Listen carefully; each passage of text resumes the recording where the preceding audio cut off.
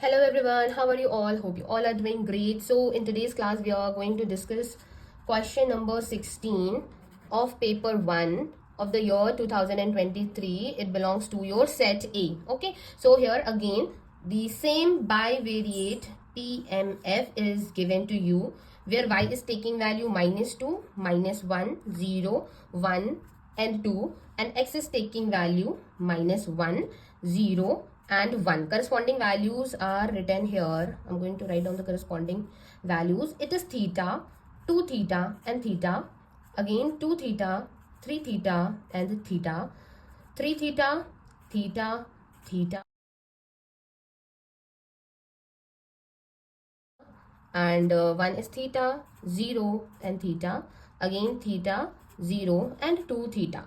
So this information is given to you, and what you have to calculate, you have to calculate the variance of x given y is equal to 2. Okay, we have to find the value of it, and 4 options are given to us. In option number A, 1/3 is given, and option number B, 2/3 is given, option number 3, 8/9, and option number D, 2/9 is given. Okay, now see, we have to find the answer for the variance of x, but in a given condition y is taking value 2.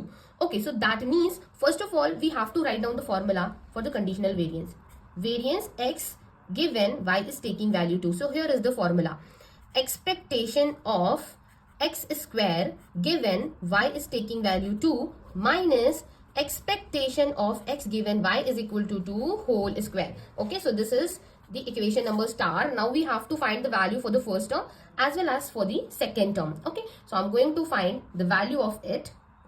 So the value of expectation of x square given that y is taking value 2. So as you know, it is a discrete case. Okay, that means we have to use the formula for summation x is taking value from -1 to 1.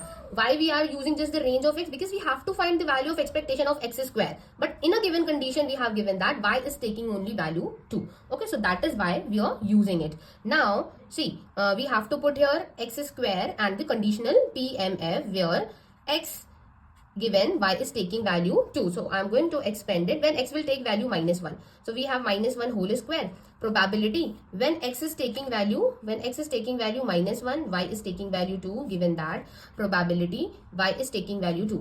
Okay, now again, and yes, like there are more methods. They are like, after telling you this, I will tell you the another method also to calculate it directly. So the next one where x will take value 0. So I'm not going to put that one because x is taking value 0 and multiplying 0 with the rest of the terms, it will become 0. Now the last one is that when x is taking value +1 whole square, probability when x is taking value 1, y is taking value 2, given that probability y is taking value 2. So here squaring 1, we will get 1. Now probability when x is taking value -1 but y is taking value 2, we have theta in the numerator, and here probability y is equal to 2. So y is taking value 2 here. What is the corresponding probability? It is 3 theta. So I'm putting 3 theta here. Okay, after that plus we have 1 here. When x is taking value 1 and y is taking value 2, we have 2 theta. In the denominator we have probability y is taking value 2, which is again 3 theta. Okay, we can cancel out this from this. What we have 1/3 plus we have 2/3, and after calculating it, what we are getting only 1. So that means the answer for the first part is coming 1. Now what will be the answer for the second part? So I'm going to solve this in next page. Expectation x given y is taking value 2. Okay, so it is like that. Expectation of x given y is taking value 2. We have to use the same procedure, summation over the range of x. Where x is taking value from -1 to +1, we have x and probability x given, y is taking value 2 whole upon probability y is taking value 2. So when x is taking value -1, we have to substitute it. When x is taking, here we have to write when x is taking value 1 and y is taking value 2. So when x is taking value 1 and y is taking value 2, we have here the value 2 theta. Okay, so I am going to substitute it. X is taking value.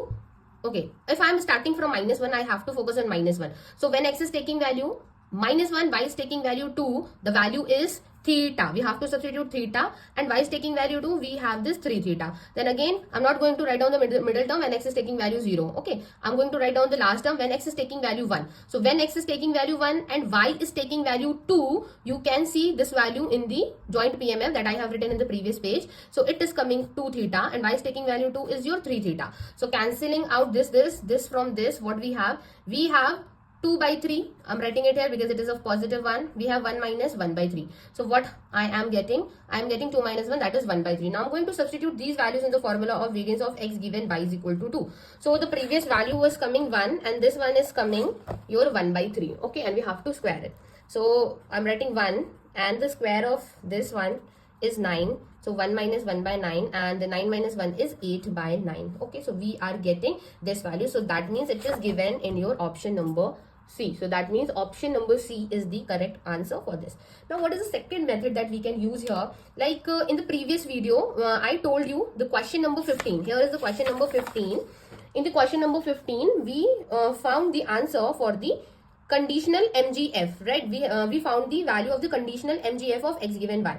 Here I have written what is the MGF of x given y is equal to 2. So as you all know, in the chapter number 7 of Mathematical Statistics of Gupta and Kapoor, we studied that when we are going to differentiate MGF of x with like I am just talking about the MGF of x. So it is the moment generating function about origin. So if we are going to differentiate it one time with respect to t and at the end putting t is equals to 0, we will get the value of mu1 dash, which is the value of mean. Okay, similarly if we are differentiating MGF twice with respect to t and putting t is equal to 0 at the end, we will get the value of expectation of x square. So as you know, this is the conditional MGF of x given y. So if we are going to differentiate the conditional MGF one time with respect to t, we will get the value of expectation of x given y is equal to 2. Again, if we are going to differentiate it twice with respect to t and putting t is equal to 0, we will get the value of expectation of x square given y is equal to 2. Okay, so now from here I am going to use this MGF because this is our final answer that we got in the part 1. Okay, so I'm going to write it on the previous page. Option number A, right? So that is the MGF of the part number 15. So I'm going to write it. Mx given y is equal to 2t is your e to the power minus t 2 times e to the power t whole by 3. Now I want the value of mu1 dash. That means I want the value of expectation of x. Now I am going to differentiate this mx given y is equal to 2t with respect to t only one time, and later I will put t is equal to 0. So differentiating it, what I will get, minus e to the power minus t. Differentiating it, I will get 2 e to the power t and whole by 3, and putting t is equal to 0. So if I am going to put t is equals to 0 here, what I will get, e to the power 0, and e to the power 0 means 1. Okay, again e to the power 0 means 1. So 2 minus 1 is 1, so I am getting 1 by 3. The value of expectation of, this is expectation of x given y is equal to 2. Okay, and here we are getting 1 by 3, and see in the previous calculation we are also getting the value 1 by 3. In the same way, I want the value of mu2 dash, that means expectation of x square given y is equal to 2. So again I have to differentiate this conditional MGF twice with respect to t, and later on I will put t is equal to 0 at the end. Okay, so this is t is equal to 0. So I have differentiated it one time here, but again I'm going to differentiate it. When I will differentiate it again, what I will get, e to the power minus t, and plus I am going to again differentiate it, I will get the same term whole by 3. Now putting 0 here, what I will get, e to the power 0 is 1, e to the power 0 is 1, we have this 3. Adding it, we will get this 1. So similarly, in the previous calculation, I was getting 1 for the same. Okay, so here you can see I'm getting 1 here and I'm getting 1 by 3 here, and adding 1 and 1 by 3, like after putting the in the formula, this is your variance of x given y is equal to 2. Putting the value of expectation of x square, this is coming 1, minus expectation of x whole square. So whole square of this is this 1 minus 9, and here we are getting 8 by 9. So here you can see we are getting the same answer by using these two procedures. So you can choose any of the procedure that you like. And also if you want to join my live classes for ISS, then please do let me know on WhatsApp. Also if you like, you can ping me on Instagram. So thank you everyone for watching it. Have a nice day all of you.